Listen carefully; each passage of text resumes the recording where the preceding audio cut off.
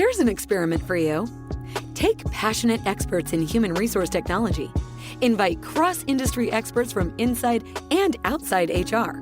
Mix in what's happening in people analytics today. Give them the technology to connect. Hit record. Pour their discussions into a beaker. Mix thoroughly. And voila, you get the HR Data Labs podcast, where we explore the impact of data and analytics to your business. We may get passionate and even irreverent, but count on each episode challenging and enhancing your understanding of the way people data can be used to solve real-world problems. Now, here's your host, David Turetsky. Hello and welcome to the HR Data Labs podcast. I'm your host, David Turetsky. And with me, as always, my friend, Dwight Brown, co-host of the HR Data Labs podcast. Dwight, how are you? David, I'm great. How are you doing? I'm okay. And with us today, we have a special guest, Partha Neog, who is the founder and CEO of Vantage Circle. Partha, how are you? Very good, David, and nice to be with you both, David and Dwight. We are very happy to have you, sir. Appreciate you being here. Give us a little bit of background as to who you are. Yeah, so I'm the founder and the CEO of Vantage Circle. We're in the employee engagement space. So I've been running this company for almost 13 years now, 12 and a half years. Before this, I'm an engineering background. I used to work with coding, assembly language in the telecom segment. And I worked across India, UK, with Nokia, all those things I did. And then I realized that, I need to do something on my own. And I realized that something is happening in the internet space. I'm talking about the early 2000s there. Yes. So I joined India's number one internet company at that time. And I joined as a product manager there, stayed there for 3 years. And 2010, I decided it's time to do something on my own. Today, where we are and what the starting point was very different, Of course, I thought in 1 year I'll be very profitable and, we'll have a great life or something like that. But soon you realize, as Mike Tyson says, when you get punched, all your plans go for a toss. So that's the journey. It has been a very exciting journey the last 10, 12 years. Yeah. That's awesome. So Partha, we ask all of our guests, and we have to ask you, what's one fun thing that no one knows about Partha? Okay, so I'm not sure if no one knows about it, but it's I think generally not there. It's not there on my LinkedIn profile. So, so I used to work on the missile systems for Indian Navy. Okay, so my first job was that where I should test those missile systems. So we used to go out on those ship testing. The ships were getting built, and then they'll take it out for 5-6 days to the sea to test those ships. So you can imagine those crash testing. You must have seen the car dummy testing they do. So those kind of tests and all kinds of missiles would be fired into the sea, and it was fun. And we used to stay in the bunkers, not a bunk, they're like a bunk beds and all those kind of things which was there. It was a fun experience, and I've been there like 4 or 5 times in these journeys. So not many people, even my son the other day asked me, like, you went on a ship, Navy ship? I said, yeah, that's my claim to fame now. But Partha, the one fun thing you got to do is you got to blow crap up. I totally want that job. I am so suited for that job. Yeah, we all love blowing crap up. I mean, as a kid, I used to use bottle rockets and firecrackers and blow crap like G.I. Joe. I used to blow crap like little toys. I used to blow crap up. So we are very envious of you, Partha. And then I sometimes look back at it. Yeah. What was I doing? Although I think the fish may disagree with all of us on this. Oh, they're dead anyway. It doesn't matter. It's true. It's true. And it's not like a cruise ship, right? So cruise ships, you go, you don't have any problems. These ships are actually going to give you seasickness, if you go into this. Oh, sure. Of course. Yeah. Well, it's something you'll carry with you for the rest of your life. So there you go. Absolutely. You kept India safe. That was the important part. Seriously. Yeah. So today we're going to talk about employee engagement while a company's in growth mode, going from 2 to 200 employees. And I think we've always talked about employee engagement in large companies. So it'll be really fun and fascinating to talk about this.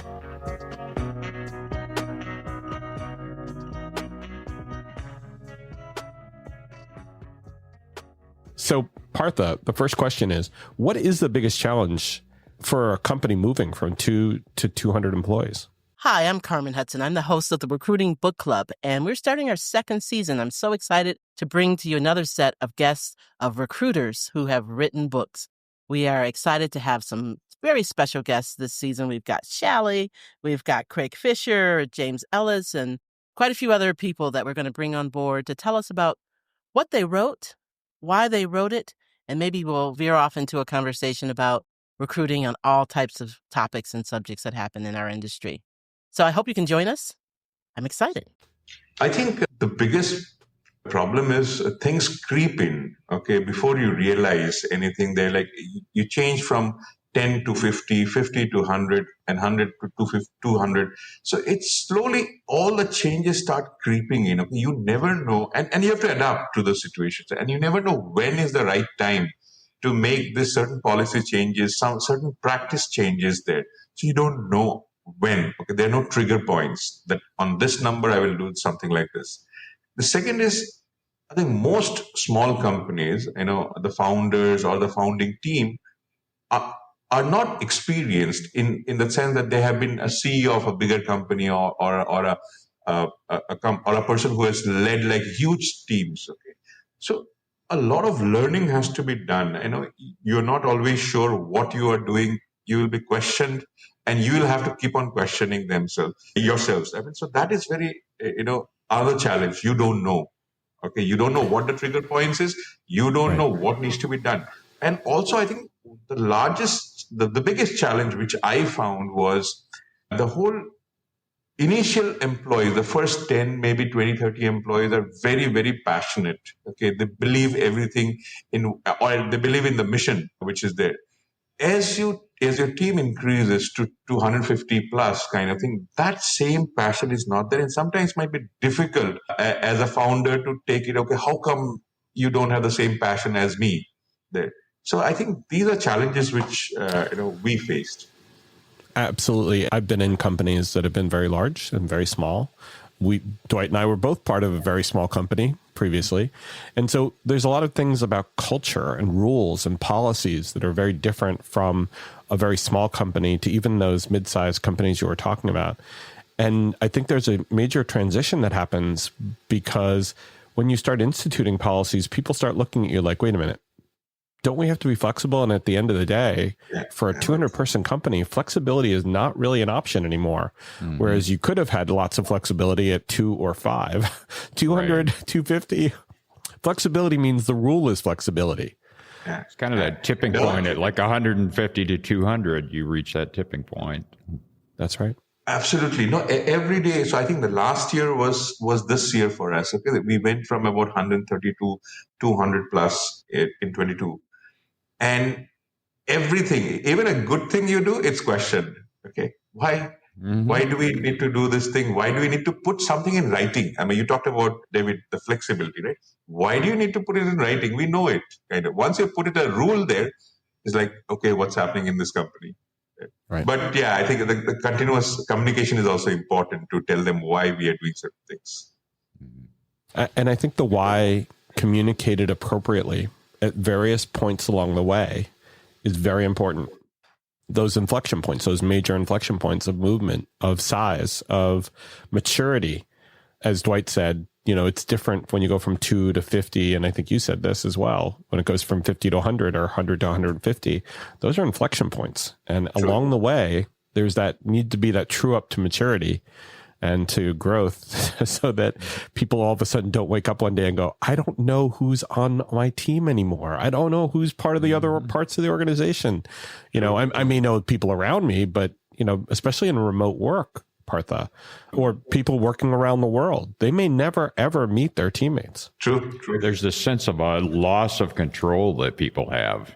You hit those inflection points and we've all lived it, where all of a sudden you start to feel like, well, I had control of this, and now you're taking that control out of my hands. And sometimes it's an illusion of control, but it's a feeling nonetheless, True. And I think you made a good point about the remote working. So you can imagine 21, 22, remote working and the team expanding. and all kinds of issues coming up with that. So it was a challenging time, at least the remote working. Like what you hear so far? Make sure you never miss a show by clicking subscribe. This podcast is made possible by Salary.com. Now, back to the show. So, Partha, let's go to the next question. What did you learn along the way to get you the opportunities to grow your company? See, I think one was the communication, which I learned a little late, that you have to keep on constantly communicating. When you're a small team, a lot of this information is through osmosis. You're there, you hear it from someone, what is the company doing, what are even the basic things like what are the company's revenue numbers, okay, what are the company's targets, all those things just dissipate and like disseminate through the osmosis there. But as you keep on growing, I think it's very, very important to have a formal communication channel, okay, which means for us, we did something like town halls.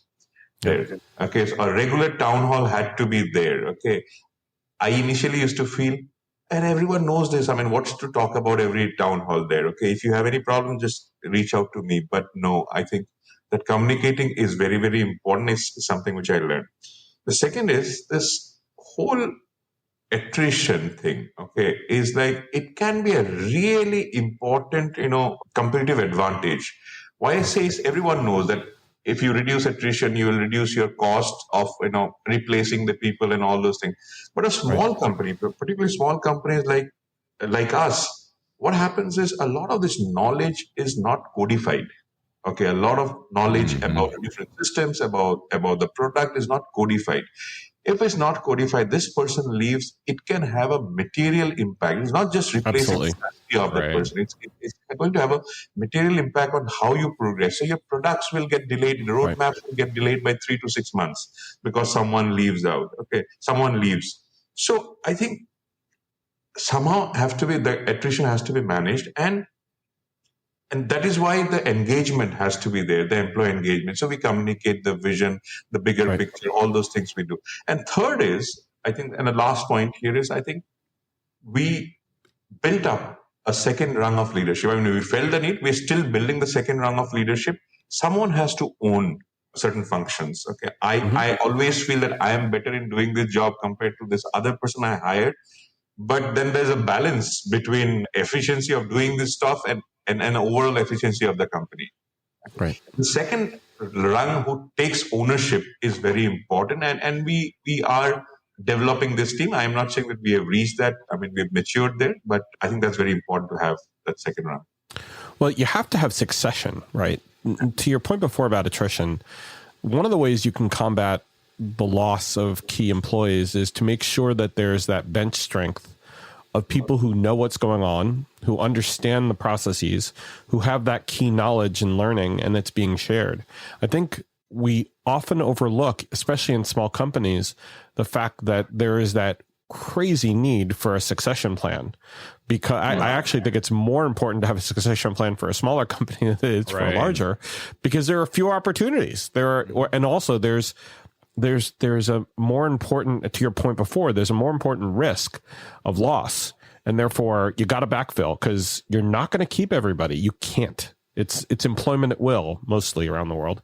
And you have to be able to make sure that you do have, you can't wait 6-8 months like large companies can to fill a very important leadership role.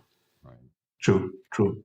You know, even when you get to the 200 mark, you're still functioning like a small company, and the span of control of each individual is so wide that when you lose that person, and so to your point, David, you've got to have that succession plan, and that's a hard thing to do when you're going from being the very small micro startup to all of a sudden kind of reaching this critical mass, and now you're saying, oh, what do we need to do for the succession plan? How do we even approach that at this point?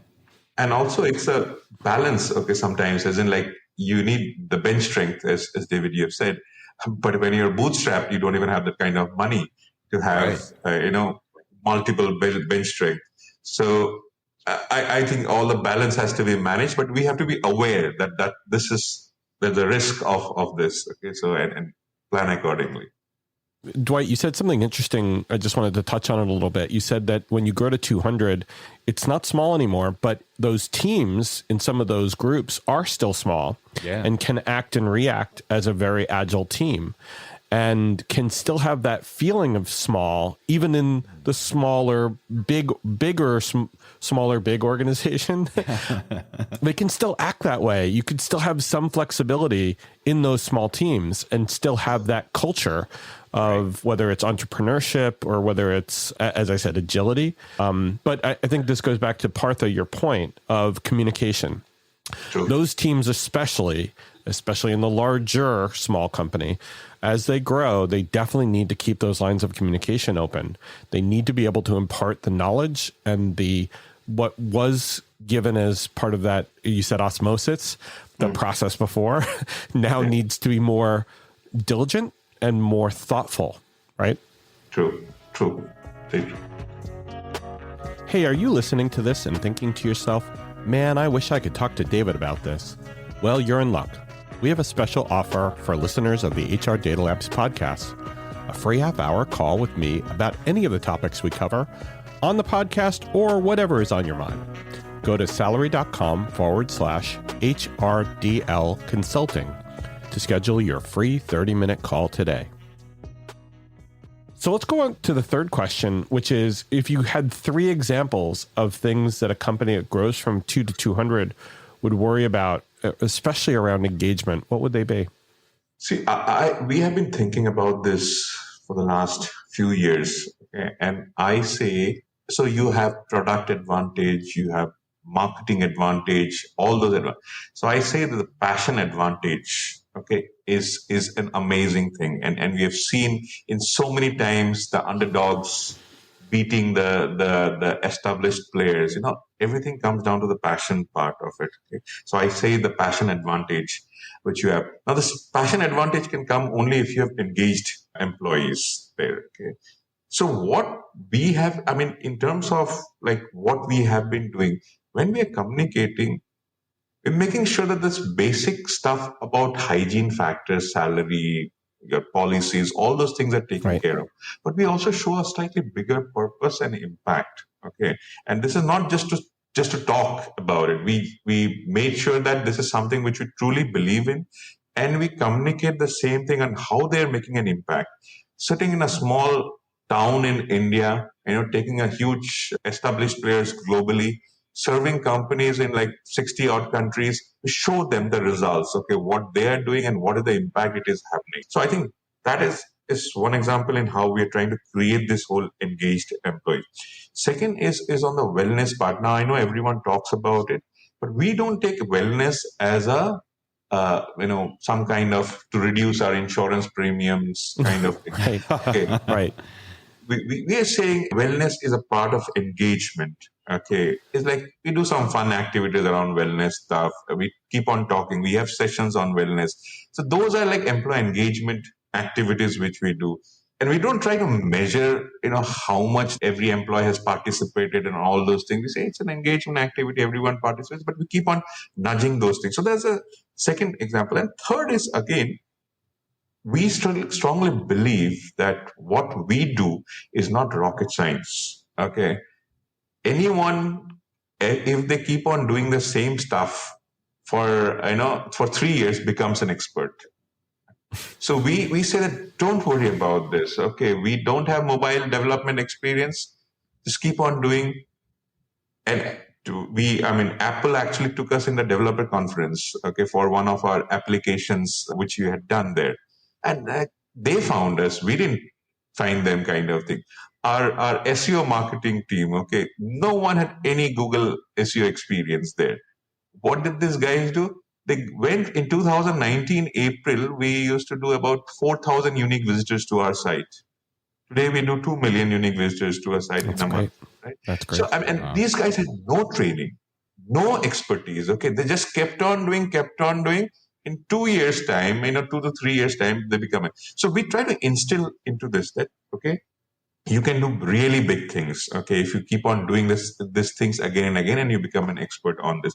I think so. These are some of these things which we have seen. The bad examples, which you asked about what we didn't do. I think this whole formal communication process, we could have started earlier. Building up the second rung of leadership, we could have done a little bit earlier. Okay, I think we're delayed by a couple of years there. So the succession planning, which you mentioned about, I think we should have started a little bit earlier on that. Okay. Yeah. Don't be too hard on yourself, Partha. It's really hard to grow a business. It is. There's so many priorities, and you don't always know which one has to be your priority one, you know? And also, a lot of the statistics point to the fact that most organizations that are really tiny don't last either. They don't grow. Right. Exactly. Either they don't last because they go out of business, or they don't grow. They just stay where they are, which in many organizations is just fine. I did want to pick up a couple of things you were talking about. One about the wellness.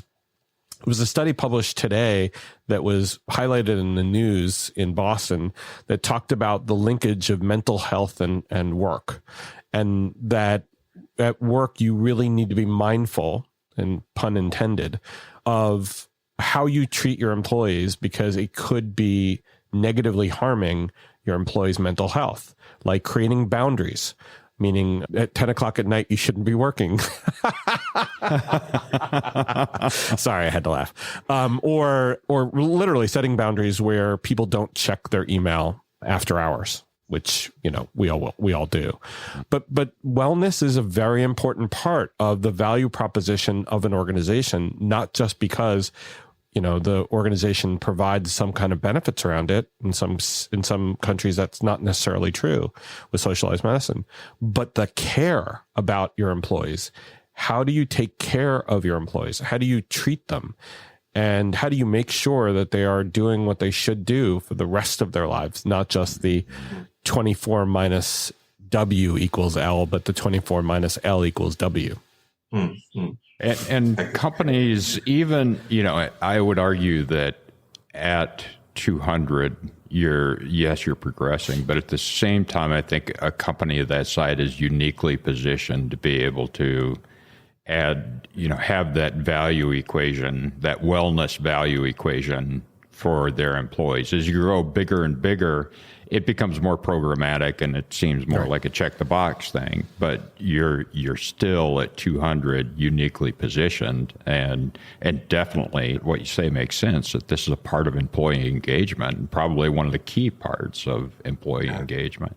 And I think this is where being the small company, we also have the flexibility to take care of our employees. I mean, we don't have standard policies. I mean, I have an example where, you know, an employee was struggling to save, you know, a little bit of money because it saves his money. But I say, with actually it's such a small amount of money for the company that, hey, we then put up a policy saying that, hey, we'll just give away this X amount of money if anyone needs it. Okay, no questions asked. It's not a loan, nothing. You need it because it's a very small amount for the company, but it's a huge impact on the employee there. Yeah. And that flexibility is there today with us at 200. Maybe this flexibility will not be there at 2000. You know? Right. Exactly. Let's touch on the passion as well, because you mentioned passion as being really important, or an important example that you learned. Passion's really important for every company, but especially when you have passion in a small company, it really can be like David and Goliath, or you mentioned the small player against the experienced player. You really can, especially if you have passion, overcome huge hurdles, and that becomes part of culture. The one thing I didn't hear you talk about, which I was really surprised about, is establishing that culture and making sure that passion is a key part of it. Isn't that? You know, maybe I overlooked it. Maybe you did say it. I apologize if you did. No, it is. Okay. And that's what my job today is basically to make sure this culture is there. Okay. They understand the story. They listen to the history also. Sometimes when you don't have any idea of where this company came through, what the struggles are, you know, if my father tells me his struggles, I become more involved. Okay, in that I feel more about my father. In the same way, if I talk about the company's story, the history they talk about. So we try to make sure both the things, both the past, and it all falls under the communication part of it. Okay, the past, we keep telling the stories and those anecdotal stories. Okay, this this company, this client I got, standing outside the ladies' room, and those kind of stories we build up. And also we tell about the future, that what is possible, and what we are doing today is we're just scratching the surface. Okay. There's so much to be done. So both these two parts are important to create the passion. And you take this example in any of those sports, sports movies and all those things which you see, it's always what is possible kind of thing. Okay. At the point which I mentioned about, we don't need to be an expert. You keep on doing something on a continuous basis, you will become an expert. Okay. Something which might look difficult in the short term. Okay. Can we be the number one player in 2 years? No, we can't. Okay. And even if you try to put that goal, it's like what is this guy smoking? But if you say, can we be the number one in this field in 10 years time? Okay. Then like people start, okay, it's possible. Then of course it's your job to break it down into the smaller milestones. Okay. But it's possible. So we are there for the long term. Okay. We want to show the future to them. So that's how you create these passionate employees. Awesome.